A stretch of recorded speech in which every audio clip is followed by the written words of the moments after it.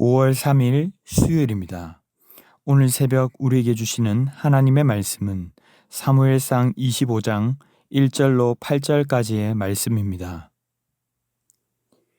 사무엘이 죽음에 온 이스라엘 무리가 모여 그를 두고 슬피 울며 라마 그의 집에서 그를 장사한지라. 다윗이 일어나 바란 광야로 내려가니라. 마온에 한 사람이 있는데 그의 생업이 갈멜에 있고 심히 부하여 양이 3,000마리요 염소가 1,000마리이므로 그가 갈멜에서 그의 양털을 깎고 있었으니 그 사람의 이름은 나발이요 그의 아내의 이름은 아비가일이라. 그 여자는 총명하고 용모가 아름다우나 남자는 완고하고 행실이 악하며 그는 갈렙 족속이었더라. 다윗이 나발이 자기 양털을 깎는다 함을 광야에서 들은지라. 다윗이 이에 소년 10명을 보내며 그 소년들에게 이르되 너희는 갈멜로 올라가 나발에게 이르러 내 이름으로 그에게 문안하고 그 부하게 사는 자에게 이르기를 너는 평강하라. 내 집도 평강하라. 내 소유의 모든 것도 평강하라. 내게 양털 깎는 자들이 있다 함을 이제 내가 들었노라. 내 목자들이 우리와 함께 있었으나 우리가 그들을 해하지 아니하였고 그들이 갈멜에 있는 동안에 그들의 것을 하나도 잃지 아니하였나니 내 소년들에게 물으면 그들이 내게 말하리라. 그런즉 내 소년들이 내게 은혜를 얻게 하라. 우리가 좋은 날에 왔은즉 내 손에 있는 대로 내 종들과 내 아들 다윗에게 주시기를 원하노라 하더라 하라. 아멘. 이전 본문에서 다윗은 기회를 얻었지만 하나님께 기름 부음 받아 왕이 되었다며 사울의 옷자락만 베고는 죽이지 않았습니다. 그리고 자신의 그러한 억울함을 하소연하자 사울은 울며 다윗에게 자신의 잘못을 인정하며 말했습니다. 사울은 하나님께서 다윗을 왕으로 세우실 것과 다윗의 나라가 설 것을 알고 있었지만 알면서도 불순종하는 모습을 보였고 또 앞으로도 보이게 됩니다. 하지만 반면에 다윗은 끝까지 하나님 앞에 순종하는 면모를 보였습니다.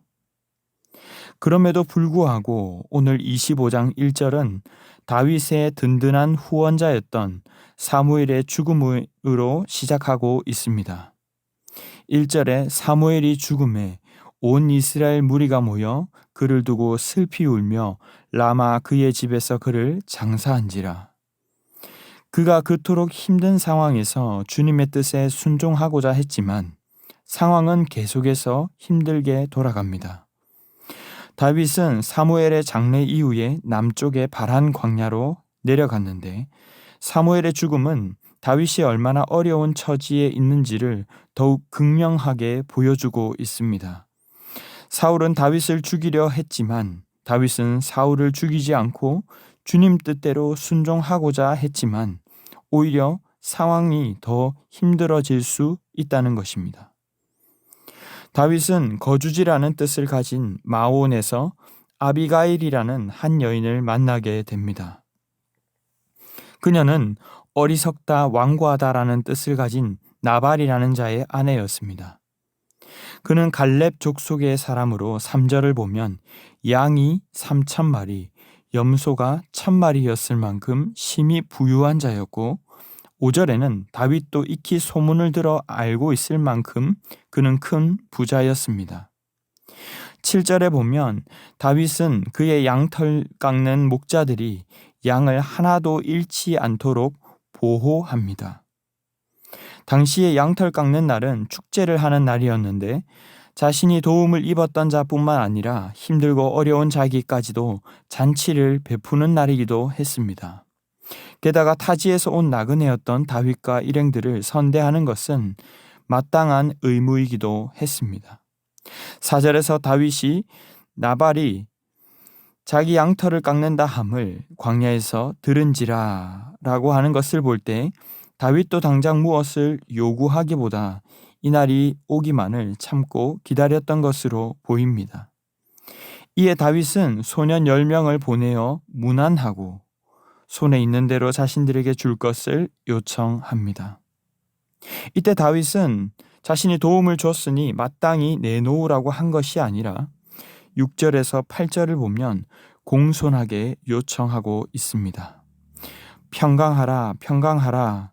자신의 이름으로 문안하며 자신의 소년들로 은혜를 입게 해달라고 말합니다.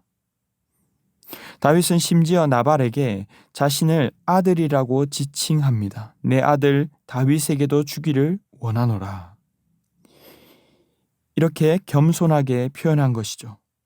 앞에서 사울의 옷자락만 베었던 부분에서도 보았듯이 다윗은 어려운 상황에서도 겸손과 예의를 끝까지 유지하려고 합니다.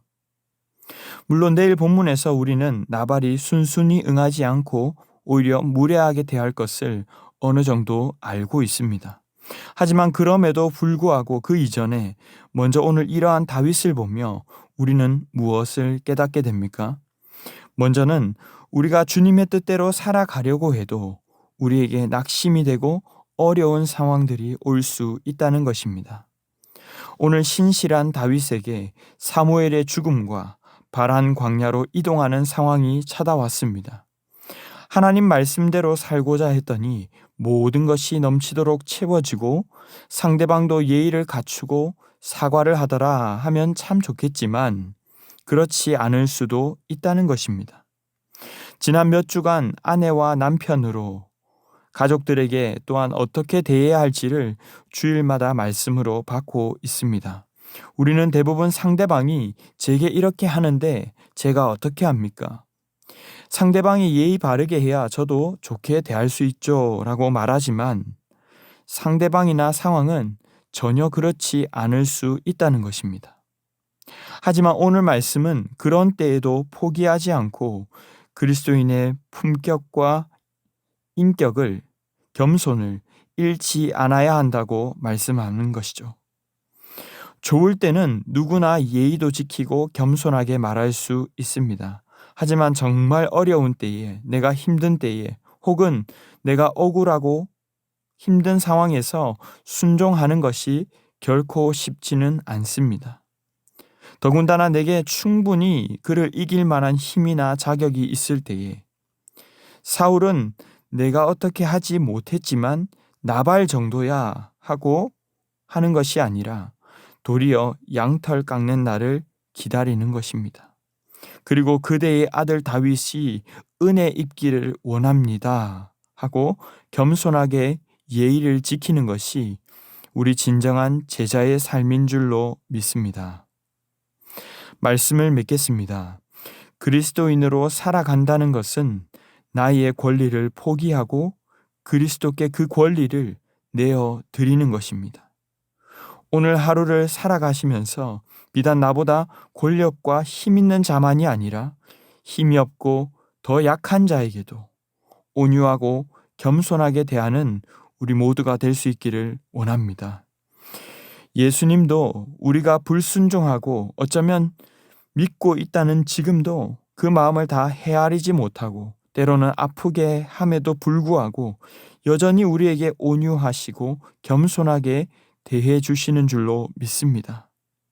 우리 또한 설령 상황이 내게 좋지 않고 상대방이 내게 교양 있게 대하지 않을지라도 우리는 언제나 주님 앞에서 살아가는 자들이기에 겸손하고 공손하게 이웃을 대함으로 품격 있는 제자로 살아가시는 우리 모든 성도들이 다 되시기를 주님의 이름으로 축원합니다. 기도하겠습니다. 사랑의 주님 감사합니다. 우리가 의인이기 때문이 아니라 오히려 죄인 되었을 때에 우리를 사랑해 주신 주님을 찬양합니다. 저희가 완벽하게 잘해서가 아니라 어쩌면 지금도 다짐해도 넘어지고 또 실수하는 저희를 끌어안으시고 끝까지 온유와 겸손함으로 섬기신 그 주님을 닮기를 원합니다.